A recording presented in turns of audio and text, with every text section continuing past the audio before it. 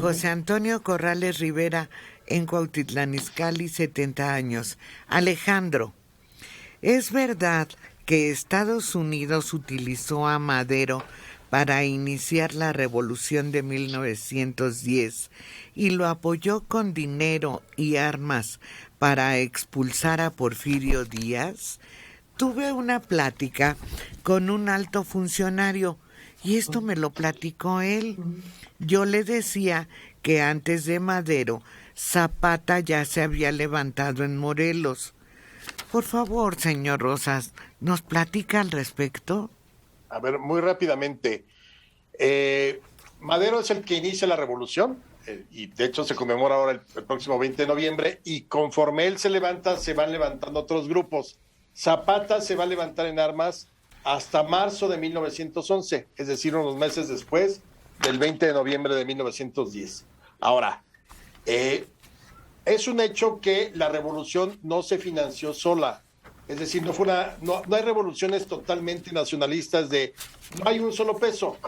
Hay indicios, de hecho yo hice mi tesis de licenciatura para demostrar que algunos petroleros norteamericanos, no la Casa Blanca, no Washington, sino algunos petroleros le metieron dinero a la revolución porque les convenía. Lo hicieron a través del hermano de Madero, Gustavo. Y ahí están los documentos y todo, los préstamos que se les dio se regresaron en su momento. Ese es el tipo de financiamiento. Pero que Washington haya orquestado la caída de Porfirio Díaz, eso sí, yo tengo por seguro que no fue así. Las contradicciones del país, la pobreza, la casi esclavitud en muchos lugares como en Yucatán o Valle Nacional, la explotación, sobreexplotación en algunas minas o lugares importantes donde había inversión extranjera, todo eso al final provocó que brotara el México bronco. Madero es el que conduce la aspiración política, es decir, la democrática, y luego Carranza, a la muerte de Madero, irá sumando todas las demandas sociales.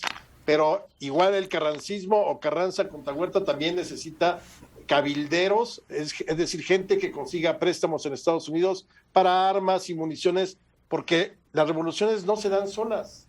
Hasta Panchito. Entonces, exactamente. Entonces, sí podemos decir que hubo capital extranjero, pero no fue una revolución que fuera sostenida por la Casa Blanca o el presidente de Estados Unidos. Eso sí, no.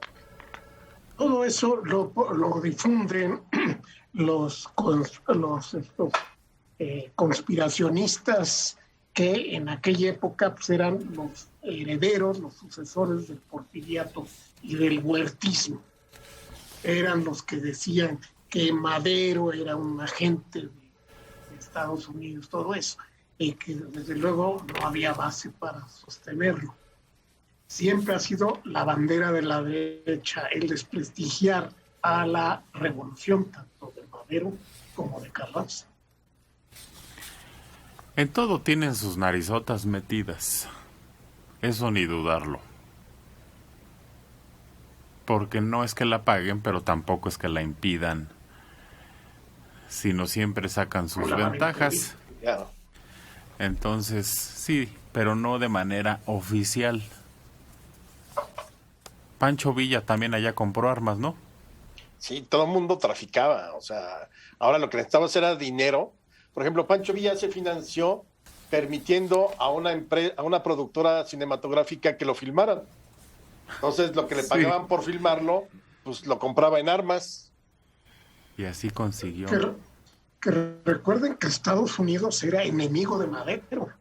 El embajador Henry Lane Wilson fue el que urdió la conspiración, la rebelión de Félix Díaz y de Victoriano Huerta en contra del gobierno legítimo de Madero. Todas las revoluciones, creo que lo más difícil es levantar lana. Fidel Castro fue lo que lo hizo quedarse tanto tiempo en México.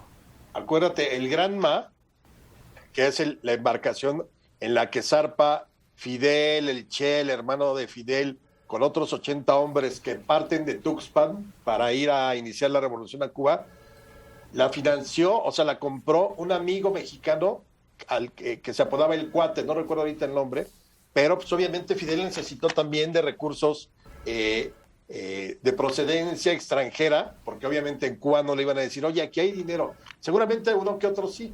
Como en el caso de Madero, pues también aquí el propio Madero financió parte de la revolución de sus ahorros. De su lana. Y Gustavo, su hermano también, que luego fue un escándalo porque ya que terminó la revolución y triunfaron, entonces Gustavo le cobró al Congreso 600,000 pesos que había puesto.